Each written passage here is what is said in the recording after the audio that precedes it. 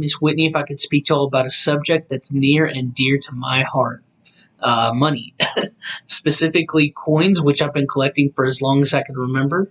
But before I continue, I would like to introduce myself to you all at Girls Inc. My name is Nicolas Bustamante Aguirre. I go by Nico. I am a relationship banker here in Owensboro, Kentucky, at Limestone Bank. I'm married to my beautiful wife, Kristen. We recently celebrated our 4-year anniversary. We love to travel when we get a chance, explore different places. We enjoy going to baseball games, go-karts. We love visiting zoos. We do have 3 cats and a not-so-small dog. I am bilingual and fluent in Spanish and English. Entonces, si tienen alguna pregunta sobre el video, por favor comuníquese con su instructora y le doy la respuesta. Meaning, if you have any questions, please let one of your instructors know, and I will be happy to get an answer to them. That's just a little bit about myself. Alright, so I wanted to speak to you all about currency because we use it every day in all kinds of ways. We go to work, we earn a living, we use the money that we earn to pay our bills, we spend cash to purchase the items that we want or need. Most of us have walked around with money or change in our pockets and not given it a second thought. What is the significance of fiat money, also referred to as legal tender, or as we all know it, cash? The entire world uses some form of fiat currency as a medium of exchange. Can you guess who sets the value of our paper money and coins? Who says that the dollar is worth $1, essentially? I'll give you a second to think about it. Alright, second's over. If you guess the government, then you are correct. Now, our country was once backed by gold, but due to complex global economics, multinational corporations, meaning that the corporations operate in more than one country, and taking into consideration that billions of people populate this planet, we do not have enough precious metals to support all the money used for international trade. Our country has not used what is referred to as the gold standard since August 15th, 1971.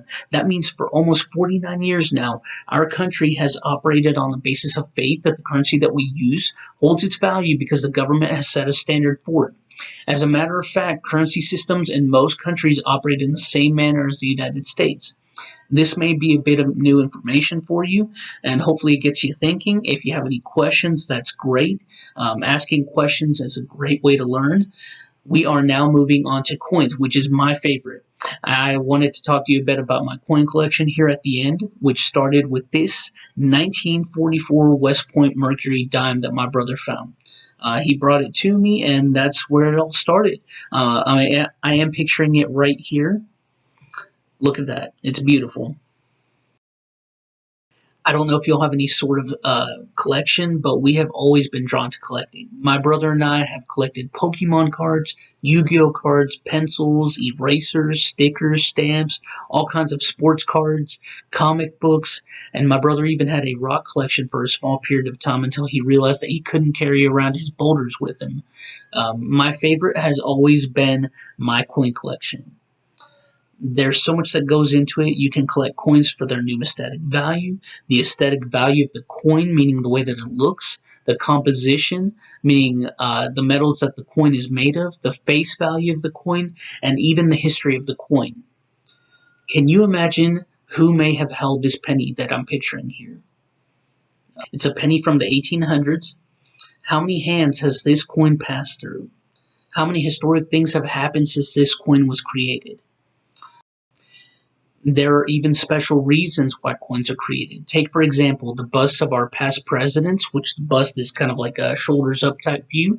They're featured on our coins and also on our bills. These individuals accomplished great things. George Washington, for example, the first president of the United States, was featured on a quarter in 1932 in honor of the anniversary of his 200th birthday. Franklin D. Roosevelt, who led the nation through the Great Depression and most of World War II, he was given the honor of being placed on a dime in 1946 because of his fight against polio, and which that led to the creation of the March of Dimes, and he was placed on a dime. That's pretty interesting, huh? Thomas Jefferson, his bust replaced the Buffalo nickel in 1938. He was the founding father that wrote the Declaration of Independence. He was the nation's first Secretary of State, the second Vice President, and the third President of this great country. He is credited with doubling the size of the U.S. by brokering the Louisiana Purchase. I'm going to picture that right here. That way you have some sort of idea as to how much he helped the U.S. grow. He didn't seem too busy, did he? He had enough time to help found the University of Virginia as well. And Abraham Lincoln. He was featured on the copper wheat penny in 1909, over 100 years ago. Just to go off subject, this coin has been redesigned so many times. It was redesigned again in 1943. The government was rationing its nickel supply during World War II and changed the copper penny to the steel penny. In 1959, the Lincoln Memorial was added to the back of the coin in commemoration of the 150th anniversary of Lincoln's birth, and for the next 50 years, there was no change until 2009. For the 200th anniversary of Lincoln's birth, the coins were changed again. These coins depicted snippets of Lincoln's life, his birth and early childhood in Kentucky, pictured here, his formative years in Indiana, which show a young Lincoln reading while taking a break from rail splitting, his professional life in Illinois as a young lawyer, and then the last design features his presidency. It shows an incomplete Capitol dome. It was revised again the next year. This time it displayed the Union Shield. Presidents aren't the only individuals commemorated on U.S. coins. Benjamin Franklin, who some people think was a U.S. president, past and present U.S. governors, Queen Isabella of Spain, and other influential women have been featured on coins. Most recently, for the 2020 Native American $1 coin, there was a design from Miss Elizabeth Petrevich. Miss Petrevich was chosen because of her advocacy for Alaskan Natives and her impassioned speech in the Alaskan Senate that supported the first anti-discrimination law that passed in the United States. This year marks the 75th anniversary for this law passage, which prohibited discrimination to public accommodations. Miss Susan B. Anthony, she was also an advocate for social reform, and she was a women's rights activist. Miss Anthony helped form the National Women's Suffrage Association and became one of its most visible leaders. She traveled across this country and internationally to deliver speeches fighting for women's rights. Some of her biggest oppositions were the passing of the 14th and 15th Amendments, which gave voting rights to African American men. She was angry because the legislation did not include the right to vote for women. She believed that the amendments were not fair to women and petitioned, lobbied, and fought her whole life to make this come true. Her efforts contributed to the passage of the 19th Amendment in 1920, which gave women the right to vote. Unfortunately, she did pass away 6 years before the amendment passed. The amendment states, "The right of citizens of the United States to vote shall not be denied or abridged by the United States or by any state on account of sex. Congress shall have power to enforce the article by appropriate legislation." Sacagawea, who is pretty well recognized for her coin that made its premiere in 2000 at just 15 years old, and while she was 6 months pregnant, she assisted Lewis and Clark in their expedition westward from the Mississippi to the Pacific coast. President Thomas Jefferson had hired Meriwether Lewis, who then sought help from William Clark to explore the large amount of land acquired from the Louisiana Purchase. During their expedition, they met Sacagawea and her husband, and the couple accompanied the exploration party. Sacagawea served as a great resource for this team. She was familiar with the topography of the land that was being explored. She helped as a translator for the different native languages that they encountered, and she served as a symbol of peace. I guess it's a little bit intimidating to walk around with a baby. Her coin also features herself and her baby, John Baptiste.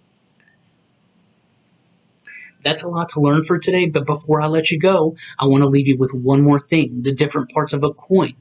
When I'm coin hunting or shopping, I take into consideration some of these specifications. I'm going to be using an American Silver Eagle because it is one of my favorite coins to collect. Its design is beautiful. These coins also have amplified features that I want to show you. First thing is the denomination of the coin. We're referring to pennies, nickels, dimes, quarters, half dollars, or dollars.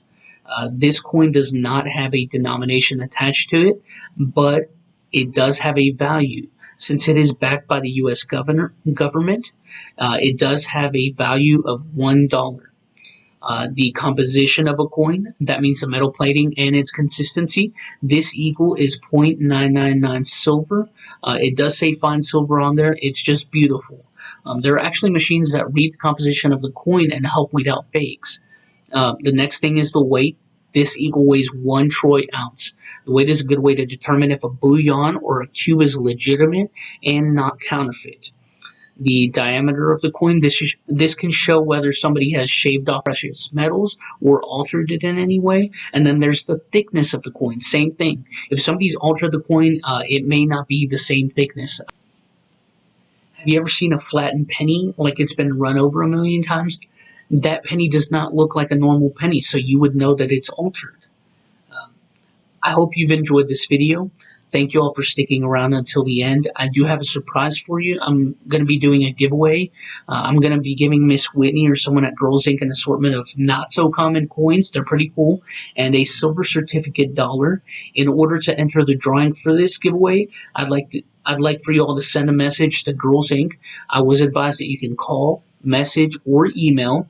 They're going to be entering your name in for a drawing. The winner will be selected in this time frame here after the post of this video.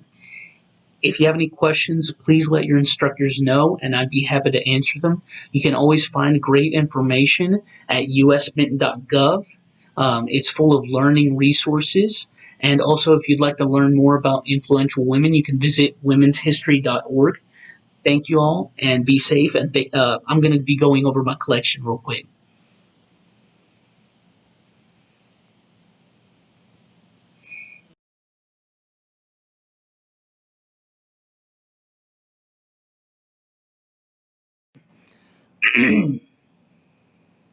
This is a little bit more candid, guys. I do want to let you know it is still informative. You get to see coins that aren't normally circulated.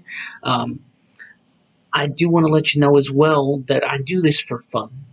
I'm not trying to make $1 off of this. This isn't so that I can profit. There is a market for coins out there, but I view this as, a hobby and an investment for myself. Uh, they're nice to have. They're pretty. And here we go. First thing in the morning, you wake up and you have your Wheaties, right? These are my Wheaties right here. Wheat pennies. They are pretty common. This is how I started collecting. I would look for these. So keep your eye out. I'm sure you can find some wheat pennies. Alrighty. And I do want to point out that coin at the top left is quite worn away. You can't even see the date on it anymore. That Standing Liberty quarter, compared to that quarter at the bottom right, it just kind of shows the wear of 100-year-old coins. Alrighty, and these are my favorite to collect, or some of my favorite Benjamin Franklin half dollars. There's some Standing Liberties right there. Also, you can see the wear on them. Generally, you can see the outline of the feathers on the eagle. And then Mr. Kennedy right there. Those are pretty fun to collect. These are all 90% silver, just so you know. They're pretty interesting.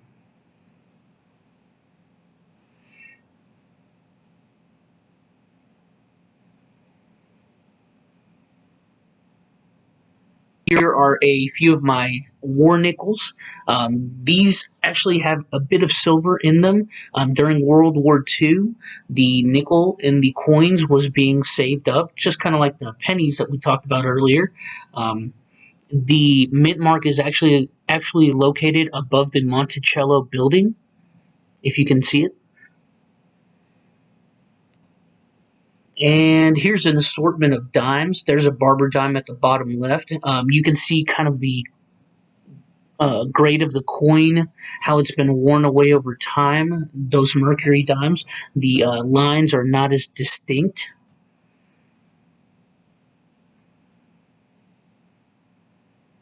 There's a still there.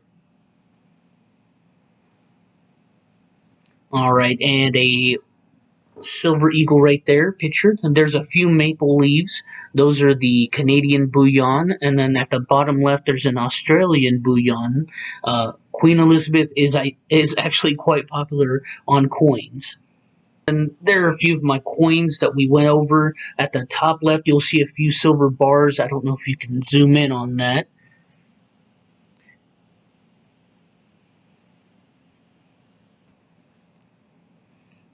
Here are a few of my foreign coins. Just so you know, I don't just collect currency. There are a few fun coins there on the right. All these coins come in different shapes and sizes. They use different metals as well, metal compositions. So some of them are a bit scratched up, worn on. Now those Mexican coins there, they do use two tones on those. Pretty interesting design there.